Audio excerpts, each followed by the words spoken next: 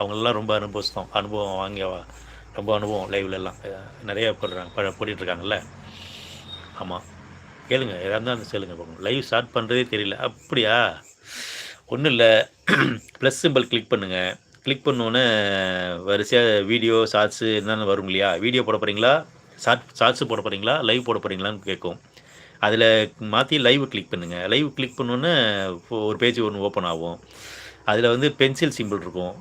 கீழே உங்கள் channel name போட்டு பென்சில் சிம்பிள் இருக்கும். அந்த பென்சில் சிம்பிள் கிளிக் பண்ணுங்கள். கிளிக் பண்ணோன்னே இன்னொரு விண்டோ ஓப்பன் ஆகும். நோட் பண்ணிங்க வேணா.